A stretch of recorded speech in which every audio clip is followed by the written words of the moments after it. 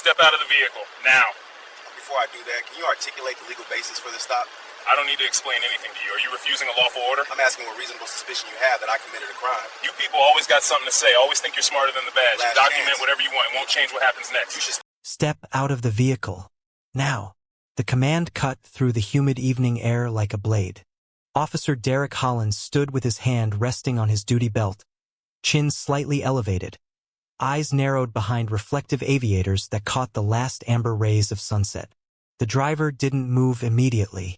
He sat still, both hands visible on the steering wheel, window already down.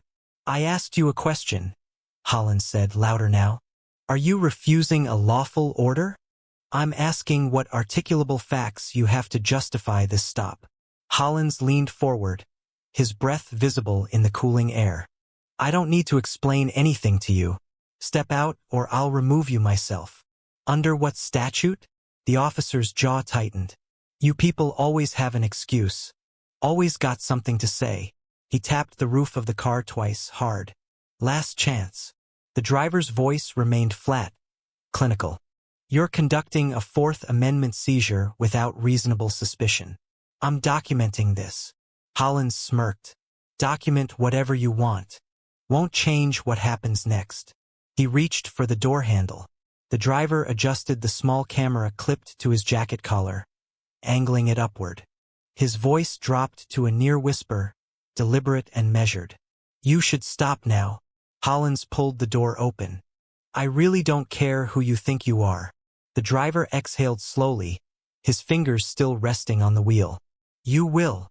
It was April 14, 2019. The traffic stop occurred on County Road 47, a two-lane stretch of asphalt cutting through the eastern edge of Barton County, a mid-sized jurisdiction with approximately 78,000 residents spread across farmland, strip malls, and aging subdivisions. The sheriff's department employed 140 sworn officers. Most were professional. Some were not. Officer Derek Hollins had been with the department for 9 years. He'd received 2 commendations for DUI arrests and 1 for a drug interdiction stop that yielded 12 pounds of methamphetamine. His personnel file also contained 4 informal complaints, 2 for rudeness, 1 for excessive force during a traffic stop, and 1 for unprofessional conduct. None had resulted in formal discipline. His supervisors described him as aggressive but effective, the kind of officer who got results. Hollins worked the evening shift, 3 p.m. to 11 p.m., patrolling the rural corridors where out-of-state plates and older vehicles became easy targets. He averaged 40 traffic stops per month, triple the department median. His arrest rate was similarly high. Command liked the numbers. They liked officers who produced. That Sunday evening, the sky had shifted from pale blue to burnt orange, the kind of light that made everything look softer than it was. Traffic was light. Hollins had been parked in the gravel lot of an abandoned Texaco station for 20 minutes, watching cars roll past, when a silver Honda Accord with Illinois plates drove by at exactly 53 miles per hour in a 55 zone. Hollins pulled out behind it. He followed for half a mile. The Accord didn't weave. It didn't accelerate. It didn't brake erratically. The driver used his turn signal when changing lanes to pass a slow-moving pickup truck. Everything about the vehicle's operation was textbook. Hollins activated his lights anyway. The Accord slowed, signaled, and pulled onto the shoulder in a smooth, controlled stop. The driver's window descended before Hollins even stepped out of his patrol car. Both of the driver's hands were visible on the steering wheel, fingers relaxed, palms forward. Hollins approached on the driver's side, his right hand hovering near his sidearm out of habit. The driver was a man in his early 40s, clean-shaven, wearing a dark polo shirt and wire-rimmed glasses. His expression was neutral, almost blank. "License and registration," Hollins said without preamble. "Can you tell me why you stopped me?" Hollins tilted his head slightly. "License and registration. Now, I'm asking for the legal basis of this stop." The officer's eyes hardened. This was the part he hated, the ones who thought they knew the law, the ones who'd watched too many YouTube videos, who thought rights were something you could just invoke like a magic spell. He'd dealt with 100 of them. They all folded eventually. You were driving erratically. I wasn't. You failed to maintain your lane. I didn't. Hollins leaned down, his face closer now, voice dropping into that low, controlled register he used when he wanted compliance. Step out of the vehicle. And that's when the driver asked about articulable facts. The man behind the wheel was Dr. Marcus Hale, a forensic consultant with 18 years of experience in criminal evidence analysis, crime scene reconstruction, and law enforcement training. He held a doctorate in forensic science from John Jay College of Criminal Justice and had testified in over 200 criminal trials across 14 states. His CV included work for district attorneys, public defenders, federal agencies, and police departments themselves, teaching officers how to properly document evidence, preserve chain of custody, and avoid constitutional violations that could destroy a case in court. He was also a certified expert in digital forensics and video analysis. He'd authored 3 peer-reviewed papers on the evidentiary value of body-worn cameras. Defense attorneys hired him to dismantle sloppy police work. Prosecutors hired him to validate solid investigations. He was the person both sides called when they needed someone who couldn't be impeached on the stand. Dr. Hale had been driving back from a consultation in Springfield, where he'd spent 6 hours reviewing autopsy reports and crime scene photos for a wrongful death lawsuit. His briefcase, sitting in the passenger seat, contained a laptop, 2 external hard drives, and a case file stamped confidential, attorney work product. His dashcam had been recording since he left the courthouse parking lot. The body-worn camera clipped to his collar, a civilian model he'd started wearing after a previous questionable stop 2 years earlier, was also live. He knew the law better than most attorneys. He knew police procedure better than most sergeants. And he knew, the moment Hollins's patrol car pulled behind him without cause, exactly what was about to happen. This wasn't his first stop. It was his 9th in 3 years. Every single one had occurred in rural counties. Every single one had occurred when he was alone. Every single one had involved an officer who couldn't articulate reasonable suspicion. 7 of the 9 officers had been white. Dr. Hale was black. He didn't think of himself as an activist. He thought of himself as a scientist. But science required data, and after the 3rd baseless stop, he began collecting it. Dashcam, body camera, audio recorder, GPS logs, time-stamped documentation of every command, every question, every inconsistency. He'd submitted formal complaints in 4 counties. 2 had resulted in additional training. 2 had resulted in nothing. He didn't expect this one to be different, but he documented it anyway, because documentation was what he did. When Officer Hollins demanded his license without providing a reason for the stop, Dr. Hale knew the stop was already unconstitutional. When Hollins claimed erratic driving without specifics, Dr. Hale knew the justification was fabricated. When Hollins ordered him out of the vehicle without reasonable suspicion of a crime, Dr. Hale knew the officer had crossed into Fourth Amendment territory that even a rookie public defender could dismantle. And when Hollins said, "You people always have an excuse," Dr. Hale knew the stop had become something else entirely. He kept his voice level. He kept his hands visible. He made no sudden movements. He asked clear, legally precise questions designed to create an unimpeachable record. He didn't argue. He didn't insult. He didn't escalate. He simply forced Officer Hollins to state on camera every illegal thing he was about to do. The small camera on his collar captured Hollins's face in high definition. The tightness in his jaw, the flicker of irritation in his eyes, the slight curl of his lip when he said, "You people." The dashcam captured the patrol car's approach, the lack of traffic violations, the textbook stop. The audio recorder captured every word, every tone shift, every moment of condescension. Dr. Hale had spent 18 years teaching officers how to build cases that would hold up in court. Now, he was building one against the officer standing in front of him. And Officer Derek Hollins had no idea that the man he was about to arrest was the single worst person in the county to illegally detain. How many officers make it this far without realizing who they're dealing with? Officer Hollins's fingers wrapped around the door handle with the kind of confidence that comes from 9 years of unopposed authority.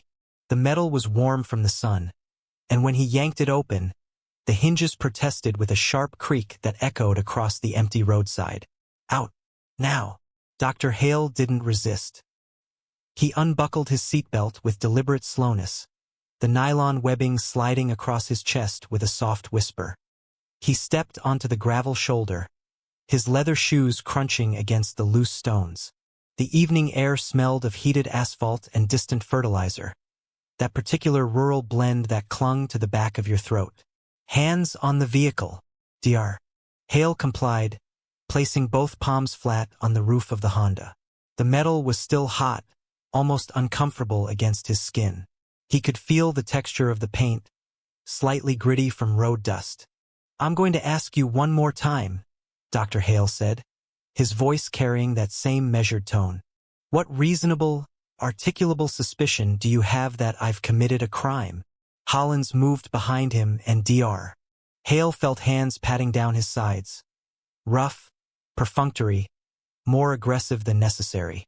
The officer's fingers dug into his ribs, checked his waistband, ran down his legs with enough pressure to feel invasive. "You're being detained for investigation," Hollins said. "Investigation of what specific violation?" "Traffic infractions. Possible DUI. I haven't been drinking." "That's what they all say." Hollins stepped back, pulling his handcuffs from his belt. The metal rattled with a sound Dr. Hale had heard dozens of times in evidence rooms, that distinctive jingle of steel links and ratcheting mechanisms. "Hands behind your back." Dr. Hale turned his head slightly, enough for his collar camera to capture Hollins's face. "You're arresting me without probable cause. You understand that violates clearly established law under the Fourth Amendment, don't you? I understand you're about to get charged with resisting if you don't comply." "I'm not resisting. I'm asking you to articulate your legal basis for." The cuffs snapped around his left wrist first, cold and tight, then the right. The ratcheting sound was sharp, metallic, final. Hollins cranked them one notch tighter than necessary, and Dr. Hale felt the steel bite into the bone, pressure building immediately. His hands began to tingle. "These are too tight, Dr. Hale said calmly. "That's a policy violation. You're required to ensure they're snug but not restrictive of blood flow." Hollins ignored him. He grabbed Dr. Hale's elbow and guided him toward the patrol car, his grip firm enough to leave marks. The gravel shifted under their feet, uneven and loose. Dr. Hale could feel small stones grinding into his soles through his leather shoes. "You're required to inform me of the charges," Dr. Hale continued. "You're required to provide Miranda warnings prior to custodial interrogation. You're required to document the justification for this arrest in your report. I assume you're planning to do all of those things. You'll find out at the station." They reached the patrol car. Hollins opened the rear door, another metallic creak, louder this time, and placed his hand on top of Dr. Hale's head, pushing him down into the back seat. The interior smelled of industrial cleaner, stale fast food, and something faintly sour that might have been sweat or vomit from a previous occupant. The vinyl seat was cracked in places, rough against his slacks. The door slammed shut. The sound reverberated through the small space, and suddenly Dr. Hale was locked in, a cage of steel mesh, plexiglass, and institutional gray plastic. There were no interior door handles, no window controls. The air was stifling, thick and warm, barely circulating. Through the mesh, he watched Hollins return to the Honda. The officer leaned into the driver's side, began rifling through the center console. No warrant, no probable cause, no exigent circumstances, just a fishing expedition, hands moving through the glove box, checking under the seats, opening the briefcase without permission. Dr. Hale watched every movement. His collar camera was still recording. The angle wasn't perfect, but it captured enough. Hollins's silhouette against the fading sunlight, his hands moving through private property, the casual violation of the Fourth Amendment playing out in real time. How many times has he done this and gotten away with it? Hollins spent 4 minutes searching. He found nothing, no drugs, no weapons, no contraband of any kind. Just paperwork, a laptop, hard drives, and the professional debris of a consultant driving home from work. When he returned to the patrol car, his face was tight, frustrated. He climbed into the driver's seat, adjusted his rearview mirror to make eye contact with Dr. Hale. "You got a smart mouth," Hollins said. "That going to be a problem at the station? I'm simply asking you to follow the law. The law says I can arrest you for obstruction. Obstruction requires interference with a lawful duty. Asking questions isn't interference. It's a constitutional right." Hollins's hands tightened on the steering wheel, knuckles going white. The leather creaked under his grip. "You want to play lawyer? Fine. We'll see how smart you feel after a night in holding." He started the engine. The patrol car rumbled to life, vibration humming through the seat. Dr. Hale could feel it in his spine, in his cuffed wrists, in the growing ache where the steel dug into his skin. They pulled onto the highway. The sun had nearly set now, the sky turning from orange to deep purple, shadows lengthening across the fields. The patrol car's radio crackled intermittently, dispatch codes, brief exchanges between units, the ambient noise of a shift in progress. Dr. Hale sat in silence, his mind cataloging every violation. Unlawful stop without reasonable suspicion. Unlawful detention without articulable facts. Unlawful search of the vehicle without warrant or consent. Excessive use of handcuffs causing physical pain and potential injury. Failure to provide Miranda warnings prior to custodial interrogation. Failure to articulate charges. Retaliatory arrest based on exercise of First Amendment rights. Each one a policy violation. Several of them constitutional violations. All of them documented. Through the window, he watched the landscape blur past. Fields, fences, the occasional farmhouse with lights beginning to flicker on. Somewhere ahead, the county jail waited. Somewhere behind them, his Honda sat abandoned on the shoulder, unlocked, searched without cause. Officer Derek Hollins thought he was taking a problem to booking. He had no idea he was driving toward the end of his career. What goes through an officer's mind when he's this confident he won't face consequences? The radio crackled again. Hollins reached forward, adjusted the volume knob. His wedding ring clicked against the plastic. The sound was small, almost insignificant. Dr. Hale closed his eyes and waited. The Barton County Jail sat on the eastern edge of the municipal complex, a flat-roofed concrete structure surrounded by chain link and razor wire. Hollins parked in the Sally Port, a secure garage bay where arrestees were transferred from patrol cars to custody. Fluorescent lights hummed overhead, casting everything in harsh, colorless white. He opened the rear door and pulled Dr. Hale out by the arm. The booking entrance smelled of disinfectant and floor wax, that institutional cleanliness that never quite masked the underlying odor of confined humanity. A deputy waited at the intake desk, clipboard in hand, looking bored. "What VE we got?" the deputy asked. "Traffic stop, obstruction, resisting." Hollins rattled off the charges like he'd done it 1,000 times. The deputy glanced at Dr. Hale, then back at Hollins. "He doesn't look like he resisted much." "He resisted verbally." Dr. Hale spoke for the first time since leaving the roadside. His voice was quiet, calm, and carried perfectly in the echoing space. "I'd like to make a phone call." "You'll get your call after processing," Hollins said. "I'm invoking my right to counsel. I'm also informing you that this arrest is unlawful, and you are now operating under color of law to deprive me of my constitutional rights. That's 18 U.S.C. Section 242. It's a federal crime." The deputy's pen stopped moving.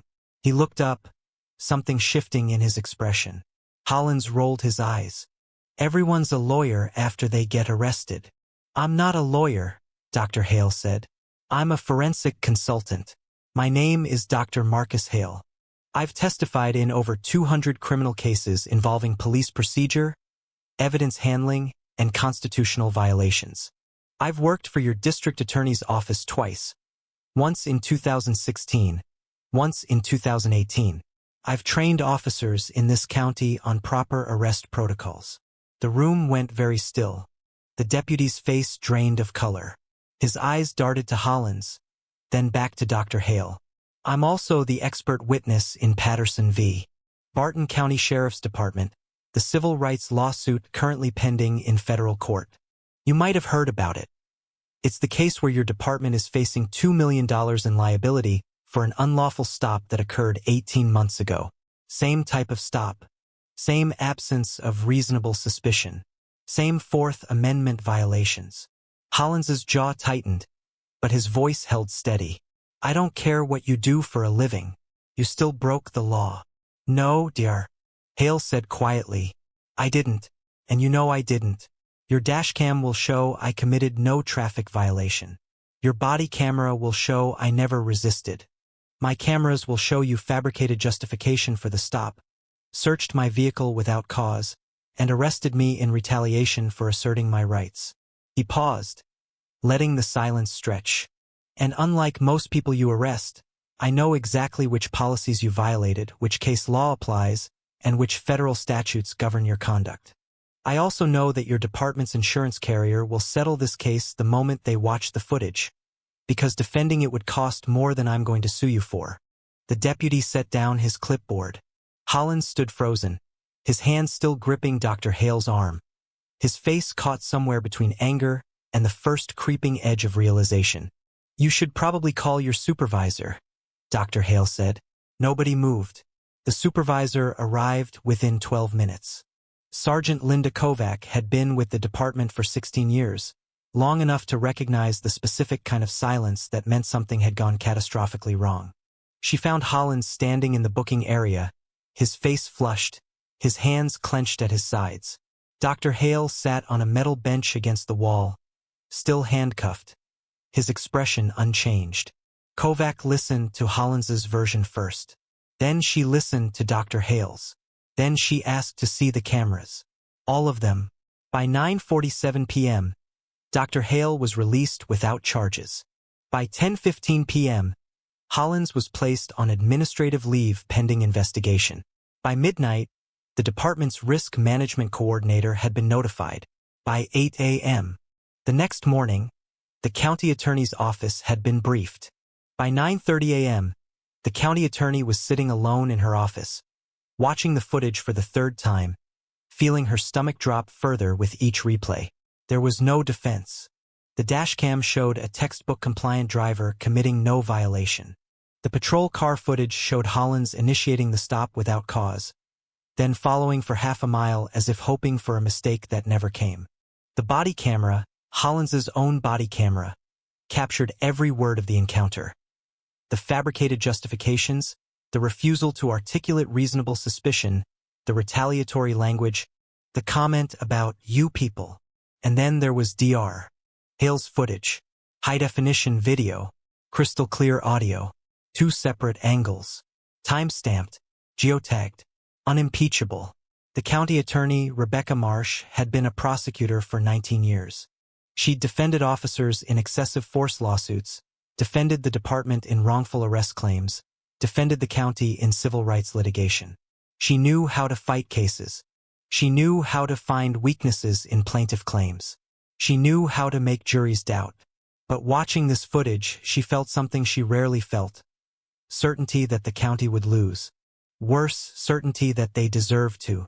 She paused the video on a frame showing Hollins leaning into Dr. Hale's vehicle, hands rifling through the briefcase without consent. She could already hear the plaintiff's attorney in closing arguments, could already see this exact frame blown up on a courtroom screen, could already feel the jury's eyes shifting from the image to the defense table where she'd be sitting, trying to justify the unjustifiable. The department's insurance policy had a $1 million cap per incident. The carrier's policy was clear. They'd defend officers acting in good faith. But this wasn't good faith. This was malice, ego, and constitutional contempt captured in 4K resolution. She picked up her phone and called the insurance adjuster. The conversation lasted 40 minutes. The adjuster's tone shifted from professional to grim within the first 10 minutes. After Marsh described the footage and Dr. Hale's credentials, When she mentioned the Patterson case, the pending lawsuit where Dr. Hale was the expert witness against this same department, the adjuster went silent for a long moment. He's the expert in our active litigation? Yes. And now he's the plaintiff in a new case? Yes. Another silence. We're going to settle, the adjuster said flatly. We're not putting this in front of a jury. Not with his credentials, not with that footage, not with the pattern evidence. Marsh closed her eyes. What's the range? Depends on how fast they file. If we settle before formal litigation, probably $400,000 to $600,000.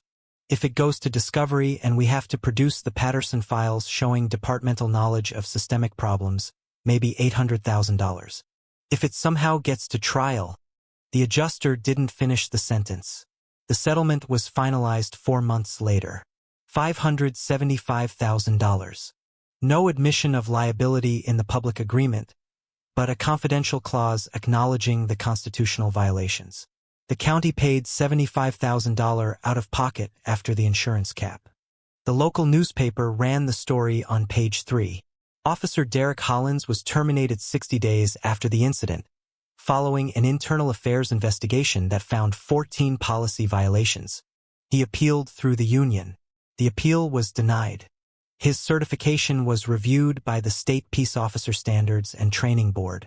It was revoked, but termination wasn't the end.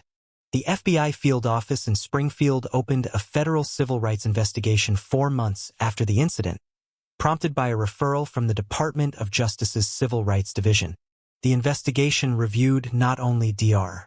Hale's arrest but also Hollins's history, those 40 traffic stops per month, those 4 prior complaints, the pattern of whom he stopped and how he treated them. 14 months after that April evening on County Road 47, a federal grand jury handed down a 2-count indictment, deprivation of rights under color of law, and making false statements to federal investigators during the inquiry. Derek Hollins went to trial in February 2021. The jury deliberated for 6 hours. They convicted him on both counts. The sentencing hearing was held on a cold morning in March. Dr.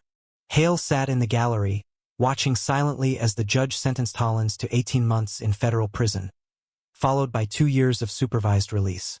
The courtroom was nearly empty. No cameras, no protesters, just the quiet machinery of justice, grinding slowly forward, long after the initial confrontation had faded from public attention. Hollins showed no emotion as the marshals led him away. The door closed behind him with a heavy, final click. The Barton County Sheriff's Department implemented new training protocols 6 months after the settlement. Every sworn officer was required to complete an 8-hour course on constitutional policing, taught by an outside consultant. Traffic stop data was reviewed monthly by a civilian oversight committee. Body cameras became mandatory for all patrol officers, with footage automatically uploaded to a cloud server that supervisors couldn't delete or modify. The reforms looked good on paper. But in the year following the policy changes, traffic stops in the county decreased by 34%. Arrests dropped by 22%. Some officers complained the new rules made it impossible to do the job. Others quietly admitted the old way had never been about the job at all. It had been about power, about control, about never being questioned by the people you stopped on dark roads in empty counties where nobody was watching. Except somebody was watching. Dr. Marcus Hale never spoke publicly about the arrest. He declined interview requests from local media, didn't post about it on social media, didn't write op-eds or give speeches. He simply returned to his work, testifying in trials, consulting on evidence, teaching officers how to do their jobs without violating the rights of the people they'd sworn to serve. But the footage lived on. Defense attorneys requested it in discovery. Civil rights organizations cited it in training materials. Law professors used it in constitutional law seminars, showing students the exact moment an officer's career ended because he couldn't articulate reasonable suspicion. The case became a teaching tool, a warning, a reminder that documentation matters, that knowledge matters, that the law applies even when nobody's watching, and especially when somebody is. Because here's the thing about power. It insulates you right up until the moment it doesn't. For 9 years, Derek Hollins made traffic stops without consequence. He arrested people who didn't know their rights, who couldn't afford attorneys, who didn't have cameras or credentials or the vocabulary to dismantle his justifications in real time. He built a career on the assumption that nobody would ever be able to prove he was wrong. And then he stopped the one person who could. The system protected Hollins for nearly a decade. For complaints, zero discipline. Dozens of questionable stops, no investigations. A pattern of behavior that anyone paying attention could have seen, that supervisors should have caught, that oversight mechanisms were designed to prevent. It took a forensic expert with 18 years of experience, 2 cameras, and an encyclopedic knowledge of constitutional law to finally break through that protection. Which raises the question nobody wants to answer. How many people did Derek Hollins arrest before Dr. Hale? How many couldn't prove what happened? How many are still living with records they didn't deserve? Consequences they shouldn't have faced, because they didn't have cameras, didn't know the law, didn't have the credentials to make anyone listen? And how many officers in how many counties are still making those stops right now? If this video made you think, consider subscribing.